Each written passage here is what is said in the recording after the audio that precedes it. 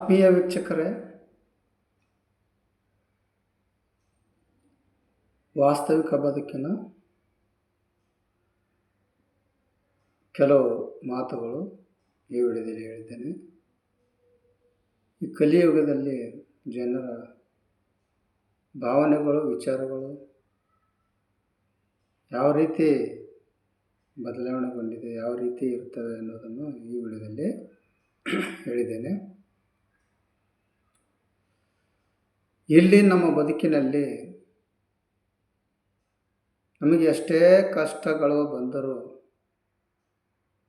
ಅವುಗಳನ್ನು ಲೆಕ್ಕಿಸದೆ ಹೊತ್ತುಕೊಂಡು ಸಾಗಬೇಕು.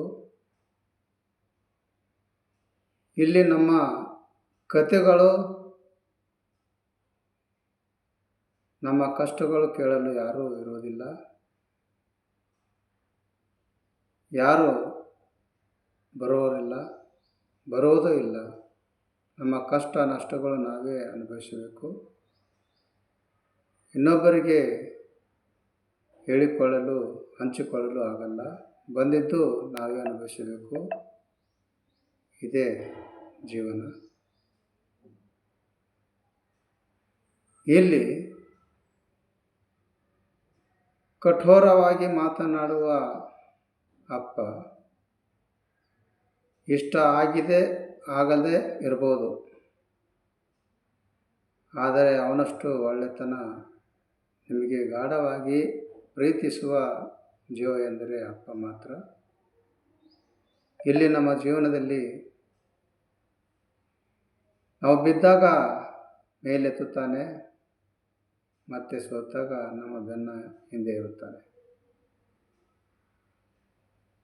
ಜೀವನದಲ್ಲಿ ತಂದೆ ತಾಯಿಯವರು ಮಕ್ಕಳನ್ನು ಬೆಳೆಸುವುದಕ್ಕೆ, ಅವರ ಭವಿಷ್ಯವನ್ನು ರೂಪಿಸುವುದಕ್ಕೆ ಎಷ್ಟೊಂದು ಕಷ್ಟಪಡ್ತಾರೆ ಎಂದರೆ, ಮಕ್ಕಳ ಭವಿಷ್ಯಕ್ಕೋಸ್ಕರ ಶ್ರಮವೆಲ್ಲ ಮಕ್ಕಳಿಗಾಗಿ ಹಗಲಿರುಳು ಎನ್ನದೆ ದುಡಿದು ಸಾಕಿ ಸಲುಹಿ ಬೆಳೆಸುತ್ತಾರೆ. ಮುಂದೆ ಅವರ ಮದುವೆ ಆದ ಮೇಲೆ ಮಕ್ಕಳ ಬಾಯಿಂದ ಬರುವ ಶಬ್ದ ಎಂದರೆ, my wife my life, no others in my life ಎನ್ನುತ್ತಾರೆ. ಹೇಗಿದೆ ಪ್ರಪಂಚ? ಈ ಸ್ವಾರ್ಥದ ಪ್ರಪಂಚದಲ್ಲಿ, ಇಲ್ಲಿ ಸಮಾಜದಲ್ಲಿ ಕೆಲವರಿಗೆ ನಾವು ಎಷ್ಟೇ ಸಹಾಯ ಸಹಕಾರ ಕೈ ಹಿಡಿದರೂ ಮತ್ತೆ ಒಳ್ಳೆಯದನ್ನು ಬಯಸಿದರೂ ಸಹ ಅವರು ಒಂದಿಲ್ಲ ಒಂದು ದಿನ ಅವರ ಬುದ್ಧಿಯನ್ನು ತೋರಿಸಿಯೇ ಬಿಡುತ್ತಾರೆ. ಏಕೆಂದರೆ ಕಾರಣ ಇಷ್ಟೇ, ಎಲ್ಲರಿಗೂ ಅವರವರ ಸ್ವಾರ್ಥದ ಚಿಂತೆ. ಇತಿಹಾಸ ಓದುವಂಥ ವ್ಯಕ್ತಿಗಳಾಗಬೇಡಿ, ಇತಿಹಾಸ ನಿರ್ಮಿಸುವಂಥ ವ್ಯಕ್ತಿಗಳಾಗಿ. ಇನ್ನೊಬ್ಬರ ದುಡಿತ ನೋಡಿ ಸಂತೋಷಪಡಿ, ಸ್ವತಃ ನೀವೇ ಕಷ್ಟಪಟ್ಟು ದುಡಿಯಿರಿ. ಆವಾಗ ನಿಮಗೆ ನಿಮ್ಮ ಜೀವನಕ್ಕೆ ಬೆಲೆ ಬರುವುದು. ಇಲ್ಲಿ ನಮ್ಮ ಸಂಬಂಧಿಕರೇ ಆಗಲಿ ಅಥವಾ ಯಾರೇ ಆಗಲಿ, ನಾವು ಅವರಿಗೆ ಬೇಡ ಎನಿಸಿದಾಗ ಒಂದು ಚಿಕ್ಕ ವಿಷಯವು ಅದನ್ನು ದೊಡ್ಡದು ಮಾಡಿ ನಮ್ಮಿಂದ ದೂರ ಉಳಿದುಕೊಳ್ಳುತ್ತಾರೆ, ದೂರ ಸರಿದು ಹೋಗುತ್ತಾರೆ. ಅದೇ ನಾವು ಬೇಕು ಅನಿಸಿದಾಗ ಅಂಥದ್ದೇ ದೊಡ್ಡ ವಿಷಯ ಮರೆತು ನಮ್ಮ ಹತ್ತಿರಕ್ಕೆ ಬರುತ್ತಾರೆ. ಹೇಗಿದೆ ದುನಿಯಾ ಅಂದರೆ, ಅವರ ಅವಶ್ಯಕತೆಗೆ ಮಾತ್ರ ನಮ್ಮನ್ನು ಉಪಯೋಗಿಸಿಕೊಳ್ಳುತ್ತಾರೆ, ಹೊರತು ನಮ್ಮ ಒಳ್ಳೆತನಕ್ಕೆ ಇಲ್ಲ. ನಮ್ಮ ಒಳ್ಳೆತನ ಬಯಸುವುದಿಲ್ಲ. ಈಗಿನ ಜನ ಸ್ವಾರ್ಥಕ್ಕೆ ಹೆಚ್ಚು ಬೆಲೆ ಕೊಡ್ತಾರೆ, ಹೊರತು ಒಳ್ಳೆತನಕ್ಕೆ ನಂಬಿಕೆಯೇ ಇಲ್ಲ. ಇಲ್ಲಿ ಸಮಾಜದಲ್ಲಿ ಸಂಬಂಧಗಳ ಬಗ್ಗೆ ಹೇಳಬೇಕೆಂದರೆ, ಒಂದು ಸಂಬಂಧ ಉಳಿಸಿಕೊಳ್ಳಲು ಎಷ್ಟು ಬೇಕಾದರೂ ಸೋಲಬಹುದು. ಆದರೆ ಅವರು ಅದನ್ನೇ ನಮ್ಮ ದೌರ್ಬಲ್ಯ ಎಂದು ತಿಳಿದುಕೊಂಡರೆ, ಅದನ್ನೇ ವೀಕ್ನೆಸ್ ಎಂದು ತಿಳಿದುಕೊಂಡರೆ, ಆ ಸಂಬಂಧ ನಮಗೆ ಮುಂದುವರಿಸುವ ಅವಶ್ಯಕತೆಯೇ ಬರುವುದಿಲ್ಲ. ಯಾವುದೇ ಮುಲಾಜವಿಲ್ಲದೆ ಅಂಥವರನ್ನು, ಸಂಬಂಧಗಳನ್ನು ನಾವು ಚಪ್ಪಲಿ ಬಿಡುವ ಜಾಗದಲ್ಲಿ ಇಟ್ಟು ಬಿಡಬೇಕು. ಇದೇ ಸ್ವಾಭಿಮಾನದ ಬದುಕು. ಒಂದು ಒಳ್ಳೆ ಮಾತು, ಒಂದು ಒಳ್ಳೆಯ ವಿಚಾರ ಎಂದರೆ, ಇಲ್ಲಿ ಕಣ್ಣುಗಳು ಇಡೀ ಪ್ರಪಂಚವನ್ನೇ ನೋಡುತ್ತವೆ. ಆದರೆ ತನ್ನ ಕಣ್ಣಿನಲ್ಲಿಯೇ ಬಿದ್ದ ಒಂದು ಸಣ್ಣ ಕಸದ ಧೂಳಿನ ಕಣವನ್ನು ನೋಡಲಾರವು. ಹಾಗೆ ಮನುಷ್ಯನು ಬೇರೆಯವರ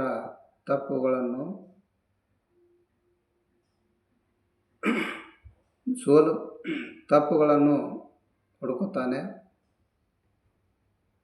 ಆದರೆ ತನ್ನ ಒಳಗಿರುವ ತಪ್ಪುಗಳನ್ನು ಯಾವತ್ತೂ ಗುರುತಿಸಲಾರನು. ಇದು ವಾಸ್ತವ ಸತ್ಯ. ಇಲ್ಲಿ ನಮ್ಮಲ್ಲಿ ಕೆಲವು ಸಂಬಂಧಗಳು, ಕೆಲವು ಜನರು ಹೇಗೆಂದರೆ, ನಾವು ಸೋಲುತ್ತಾ ಹೋದಷ್ಟು ಅವರಲ್ಲಿ ಅಹಂಕಾರ ಬರುತ್ತದೆ. ಅಂಥವರ ಎದುರು ಪ್ರೀತಿಗಾಗಿ ಸೋಲುವ ಬದಲು ಸ್ವಾಭಿಮಾನಕ್ಕಾಗಿ ನಾವೇ ಅವರಿಂದ ದೂರ ಇರುವುದೇ ಒಳ್ಳೆಯದು ಎನಿಸುತ್ತದೆ. ನೀವು ನಿಮ್ಮ ಜೀವನದಲ್ಲಿ ಆರ್ಥಿಕ ಜೀವನವನ್ನು ಗಂಭೀರವಾಗಿ ಪರಿಗಣಿಸಿ, ಹಣವೇ ಎಲ್ಲವೂ ಇಲ್ಲ, ಆದರೆ ಎಲ್ಲದಕ್ಕೂ ಹಣ ಬೇಕೇ ಬೇಕು. ಇಲ್ಲಿ ಜೀವನದಲ್ಲಿ ನಂಬಿಕೆ, ವಿಶ್ವಾಸ ಇದ್ದ ಮೇಲೆ ಮೌನವೂ ಅರ್ಥವಾಗಿರುತ್ತದೆ. ಹಾಗೆ ನಂಬಿಕೆ, ವಿಶ್ವಾಸ ಇದು ಇಲ್ಲದಿದ್ದರೆ ಪ್ರತಿ ಶಬ್ದವೂ ಅಪಾರ್ಥದಂತೆ ಗೋಚರಿಸುತ್ತದೆ. ಇಲ್ಲಿ ಕೆಲವು ಜನರ ಜೀವನ ನೀರಿನ ಬಾಟ್ಲಿ ಥರ. ಎಲ್ಲಿಯವರೆಗೆ ಬಾಟ್ಲಿಯಲ್ಲಿ ನೀರು ಇರುತ್ತದೆಯೋ ಅಲ್ಲಿವರೆಗೆ ಮಾತ್ರ ಆ ಬಾಟ್ಲಿಗೆ ಬೆಲೆ ಇರುತ್ತದೆ.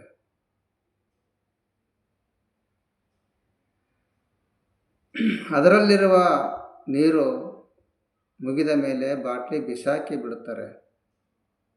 ಅದೇ ಥರ ಕೆಲವು ಜನರ ಜೀವನ ಎಲ್ಲಿಯವರೆಗೆ ಅವರ ಅವಶ್ಯಕತೆ ಇರುತ್ತದೆಯೋ ಅಲ್ಲಿಯವರೆಗೆ ಮಾತ್ರ ಉಪಯೋಗಿಸಿಕೊಳ್ಳುತ್ತಾರೆ.